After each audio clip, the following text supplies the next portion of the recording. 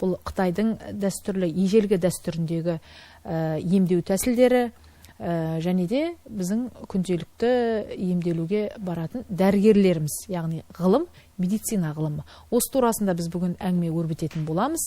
Тақырыбымыз медицинаның қай түрін қолдайсыз. Арнайы дайындалған экспериментіміз бар. Сол экспериментке назар аударайық, одан соң қайтадан қауышатын боламыз. Қай жылғысыз? 1980. Біз бүгін шығыс медицинамен емдейтін орталықтардың біріндеміз. Бұнда Әсеткүл Ешенбекқызы деген осы Қытай дәстүрлі медицинасының емдеу тәсілдерінің маманы бар. Осы кісінің қаншалықты білетіндігін біз қазір сынақ жүргізіп тексеріп көретін боламыз. Менің қасымда 3 адам бар, екеуі менің әріптесім, және де біреуі осы орталыққа емделуге келген жандардың бірі.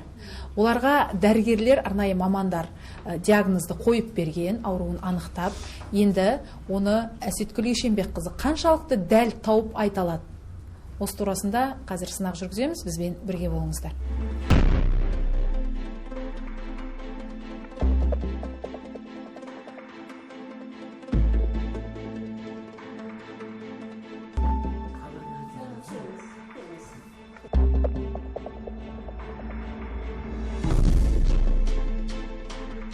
Не сұрайын деп келдің, не білейін деп келдің?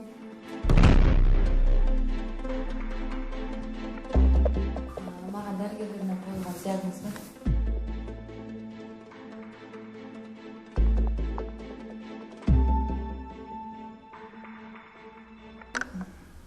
Соны өзгерістіріп отырмын. Бала күтіп отыр ғой, негізінде. Құрметті көрермендер, бұл біздің жасалған сынағымыз болатын. Бүгінгі тақырып турасында Қытай дәстүріндегі медицинада тамыр ұстау деген бар. Осы қаншалықты дәл келеді. Соған біз сынақ жүргізген болатынбыз. Енді бұл турасында әңгімені тереңірек тарқатамыз. Қазір қонақтарымызбен таныс болайық. Студиямызда Әсеткүл Сариева, Қытай дәстүріндегі емдеу тәсілінің маманы, және де Ақтоты Тұрниязова, кардиолог, рефлекс терапевті, дәстүрлі медицина дәрігері. Жаңа ғана өздеріңіз біздің жасаған шағын сынағымызды, эксперимент дейді ғой енді. Соны баршамыз көрдік. Бұл экспериментті біз студиямызда отырған қонағымыздың бірі Әсеткүл Сариева ханымның орталығына барып, сол шығыс медицина орталығында жүргіздік. Енді Әсеткүл ханымның алдына барған жандар, біреуі мына студиямызда отырған Лилия ханым, және екеуі менің әріптесім жаңа айтып кеткендей.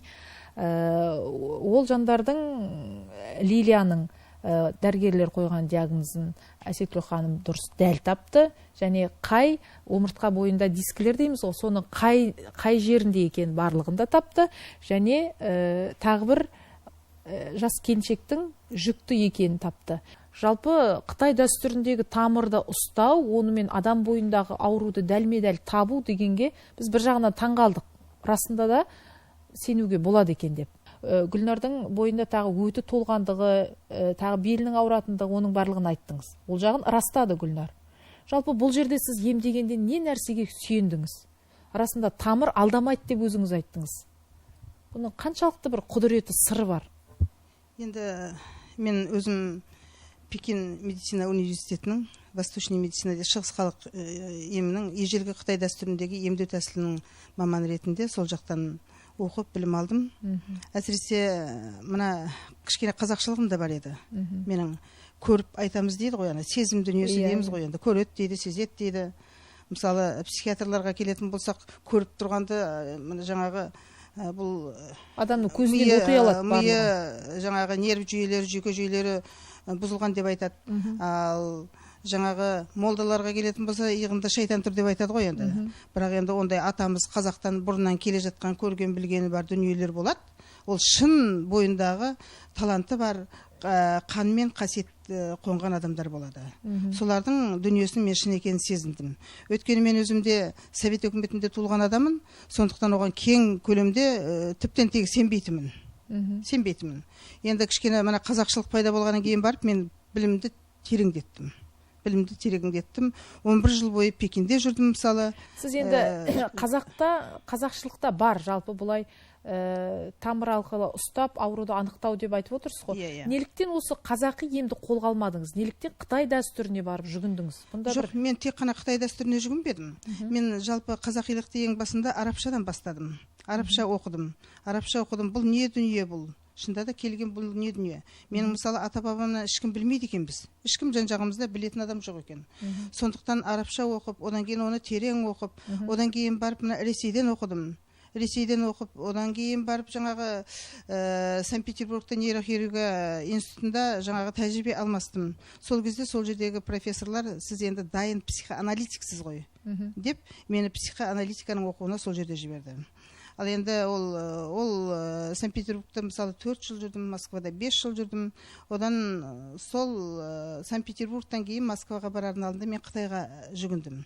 Шанхай мектебінде мына жаңағы үйреніп алайын деп массажды, содан кейін ана мануальный терапия деп өтіп кеттіңіздер ғой, жаңағы үзу дейді ғой қазақ оны. Үзуді үйренейін деп соларға қарата жүгіндім. Сізге демек осы Қытай дәстүріндегі осы емдеу тәсілдері көбірек ұнады? Сізге көбірек ұнады. Оның кейін мен адамға қарап отырып, бүйтіп көріп, жаңағыдай сезім дүниесімен айта бастадым. Расында сіз көрдіңіз бе? Тамырын ұстадыңыз жаңа. Мен көріп тұрмын. Оны мен қазір көргенді көре алмаймын қазір көре алмаймын. Сонда мен профессор қолымды ұрып отырып, сенің мынандай способность дейді ғой, қасиет бар, құдірет бар. Жаңағы тамыр ұстағанға келеді деп, менің қолымды талай таяқ жедім мен ол профессордан. Сөйтіп отырып, тамырмен ұстағанды үйрендім. Мен бірақта қазақ емшілігі, Қытай емшілігі және де классикалық емнен еш уақытта ауытқыған емеспін.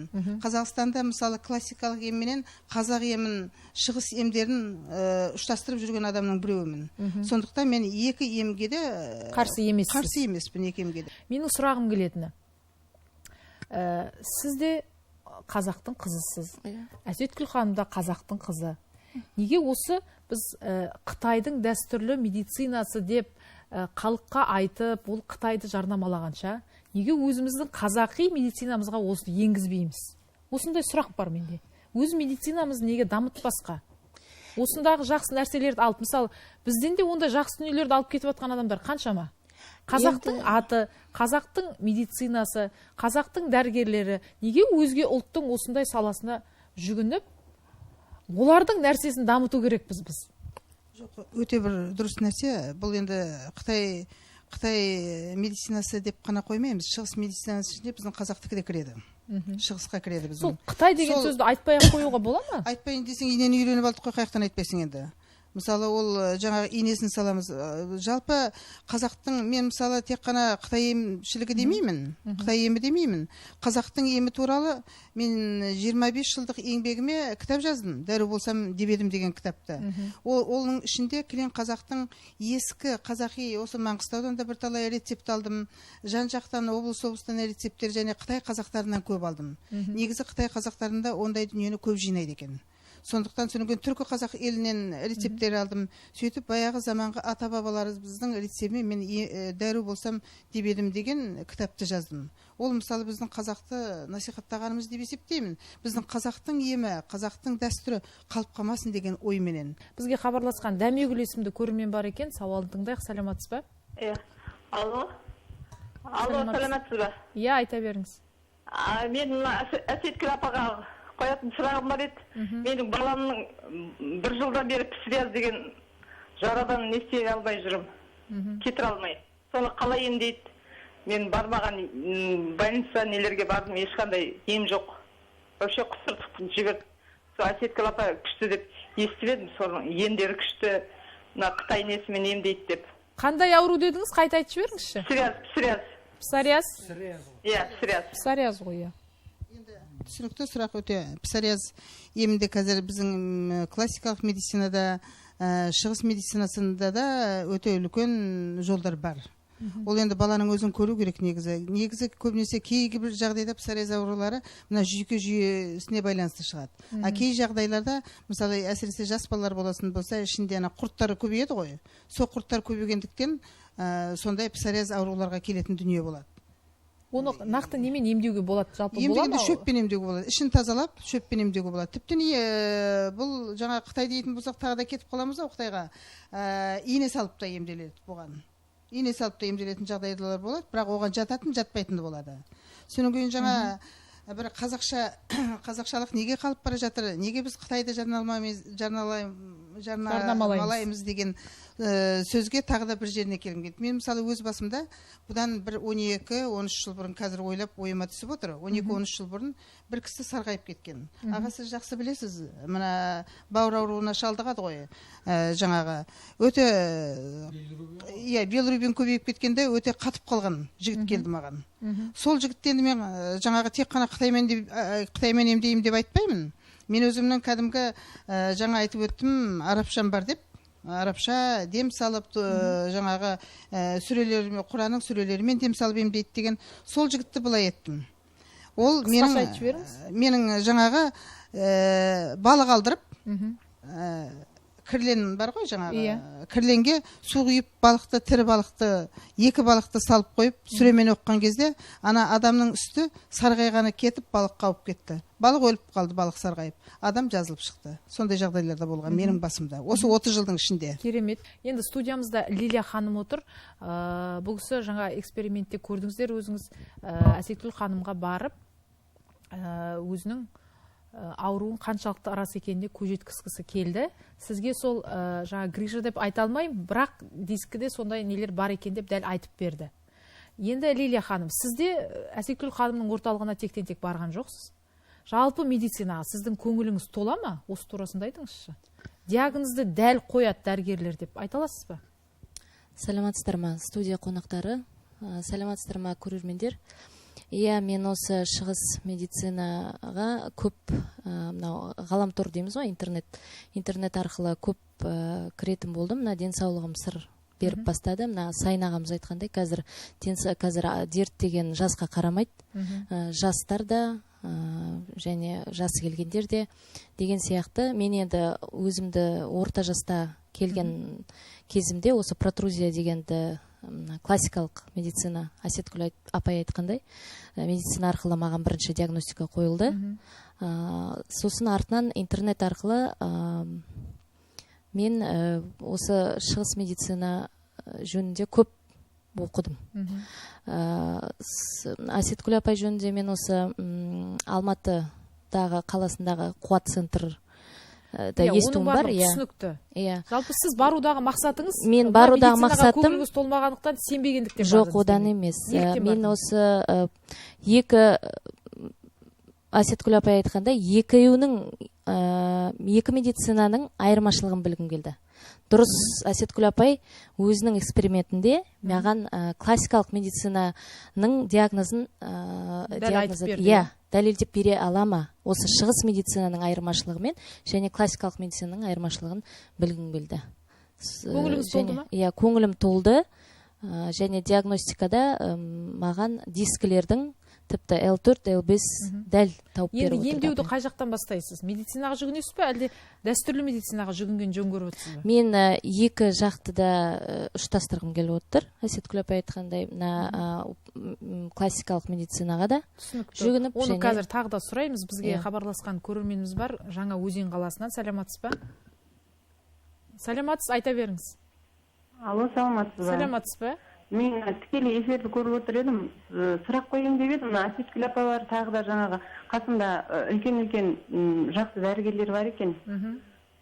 Соларға жолдасым деген эпилепсиямен көптен ауыратын еді, 40-тан кетті. Соған дәстүрлі медицина бойынша ем бола ма екен? Жалпы өзіңіз қай медицинаны қолдайсыз, көрермен?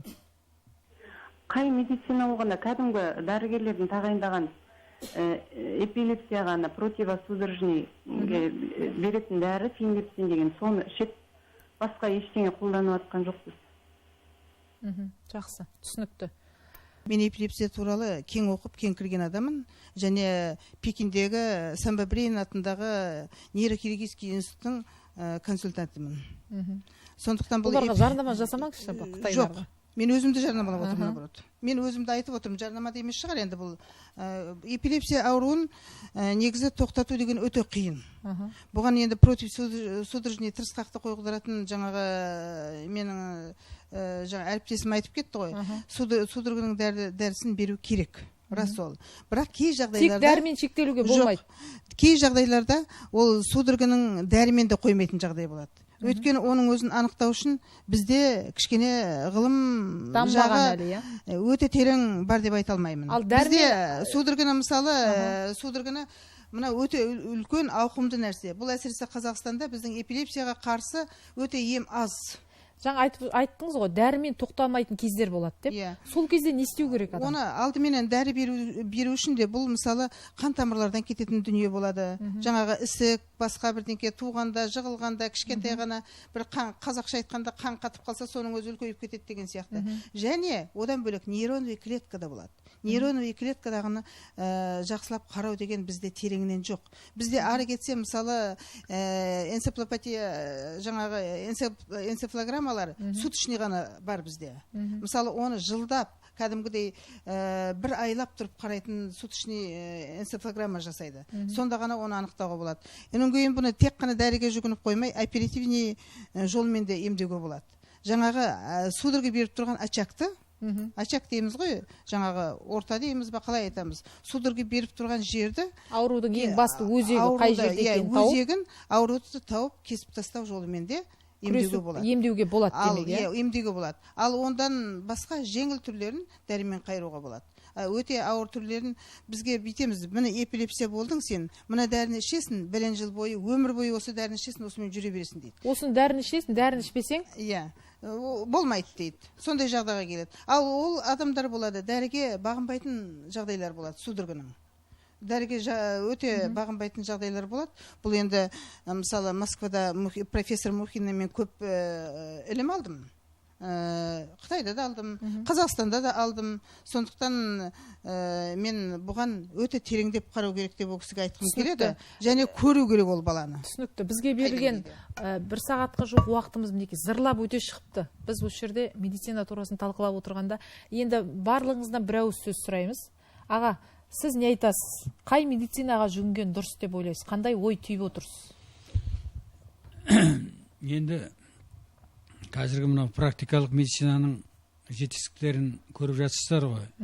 Жүректі 20-25 минут тоқтатып қойып, кәдімгі машинаның карбюраторын алып қойған сияқты, 4 клапанын ауыстырып, адамды аппаратқа қосып қойып, қайтадан жүректі орнына салу дейтін, бұл қазіргі жағдайдағы сенсация. Бұл еш уақытта да біз бұндайды көрмейміз дегенбіз. Мысалы анау жаңағы Россияның президенті аты кім еді?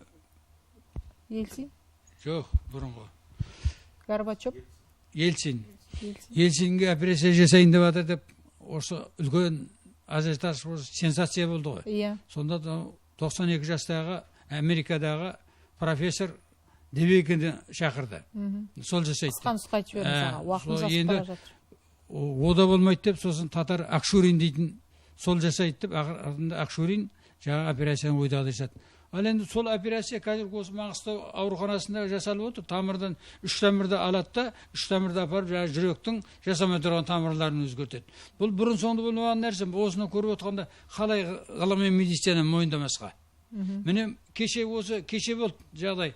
Бұрын жаңағы одноименный группа болмаса, тықанда бір-біріне ауыстыруға болмайды деп білді. Солай ғой, әріптестерім. Енді ағалы інілі жігіт, осы Жамбылда ма бір жерде осы айтып жатыр. Енді солардың жаңағы группасына қарамай, жаңағы бауырды ауыстыруға болады екен. Енді соны ауыстырып, жаңағы адам тірі қазір інісінің біреу бірінші группа, біреу екінші группа. Сондай несовместимый группаны жаңағыдай бауыр салып. Жалпы бауырды өзгертеді дегенде еш уақытта да сіздер ойлаған жоқсыңдар ғой. Қазір бауырмен өзгерген адам 90-ның үстінде адам бар қазір Қазақстанда. Ал енді почканы бүйректі ауыстыру дейтін, оны толық меңгердік. Медицинада аға барлық ағзадағы органның бәрін ауыстыруға болады, бірақ жалғыз бауырды ауыстыруға болмайды деген пікір бар еді осыған дейін. Мінекей, ғылым қайда бара жатыр? Сондықтан сіз ғылыми медицинаны қолдайсыз. Мен өзім жаңа жаңа классикалық медицина дегенде мына европалық медицина дәрігер болғандықтан әрине ол бірінші очередь дәрігерлерге барып өздерін қаралып диагноздарын қою керек, сол емін алу керек. Классикалық медицина берген ем острое состояние, а хронический ауруларды Қытай медицинасымен, мен Қытай медицинасын сіз айтпаңыз дегеніңізге келіспеймін. Себебі Қытай медицинасын бүкіл адамзатқа берген пайдасы өте көп. Ол деген халық медицинасымен салыстыруға болмайды. Мен Қытай медицинасын айтпаңыз демеймін сізге, Ақтоты ханым. Қытай деген сөзді атпай, сол медицинаны өзіміздің медицинамызға неге енгізбеске деп айтқым келді сізге. Ол медицина Қытайлардікі. Қытайлар оны бүкіл, мен айттым ғой, бүкіл ерекшелігі бүкіл халық медицинасы барлық елде бар. Бірақ халық медицинасына жалпы Қытай медицинасының ерекшелігі, Қытай медицинасының өзінің философиясы, өзінің теориясы, мен айттым, өзінің фармакологиясы бар, өзінің диагнозы бар. Ешқандай халық медицинасында ондай жоқ. Мысалы, біздің қазақта керемет бір ем табылса, аурудың емі табылса, соны өздеріне емденіп, жаңағы немістер сияқты патенттеп алып отыра береді. Олар қазақтарға жандары қиналмайды. Жоқ, оған қазақтардың өздері кінәлі. Оны Қытайлар өздерінің медицина өте зерттеп, сол медицина арқасында қазір көптеген жер шарында бәрін қызығушылық тудырып жатыр. Менде уақытым шектеулі. Сізге қазақтың қарапайым қызы ретінде, қазақтың жанашы ретінде сізге айтайын. Сол Қытайдың дәстүрін сіз әбден зерттеңіз. Жаңа айтып жатсыз, әлі оқып жатыр, мен оқимын да қызығам деп. Соны өзіңіздің тәсіліңіз етіп орнықтырыңыз, кітап жазыңыз. Осы қазақтың медицина саласына енгізіп кетсеңіз, оған әрбір қазақ қуанышты болар еді. Жоқ, сол медицинаның арқасында айтайын деген, сол Қытай медицинасының арқасында мен 2007 жылдан бері қарайған адамды аяғынан тік тұрғыздым, сал ауруларын. Кәдімгі оны емде көріп отырған, естіп отырған адамдар өздері көріп отыр. Оны Қытай емдеп отқан жоқсыз, оқып келіп сіз емдеп отырсыз. Мен солардың методикасымен, солардың үйреткен тәсілмен, ол қазақ халық медицинасымен емес. Сондықтан егер де бәріміз өзіміз ойлап таба беруге болмайды. Оны мен Қытайды жақтап отырған жоқпын, не өзіңізді даттап отырған жоқпын. Біз жүйелі түрде емдеуіміз керек. Ауруларды кім болса сол емдемеу керек. Оны сапалы білім алған дәрігерлер емдеу керек. Біздің енді уақытымыз зырлап өтіп жатыр. Маған режиссерлар да мінекей айтып жатыр, тезірек аяқтау керек деп. Түсінікті, көрермендерге де түсінікті болған шығар. Айболат мырза, сіз де бір-екі ауыз сөзбен түйіндесеңіз. Орысша айтып қояйын. Айтып қойыңыз. Қай медицинаны қолдайсыз? Дәстүрлі немесе бірінші, самое главное, хочу сказать, что на первом месте должна быть диагностика. Правильная диагностика, когда поставлен диагноз, все раскрыты, какие имеются повреждения. И если обнаружено соматическое заболевание, органная патология, то здесь все-таки, скорее всего, надо заниматься нашей общепринятой медицине, потому что если нужна работа хирургов, должны хирурги, не промедляя, работать. Если необходимо, то где-то поддержать должны терапевты, кардиологи. Если же обнаруживается патология больше функциональная и где-то там хроническая, которую одним наскоком лекарственным не поможешь, онда дәстүрлі медицинаға жүгіну керек. Түсінікті. Лилия ханым, қысқа да нұсқа айтып беріңіз. Мен екі медицинаны да қолдаймын қазір.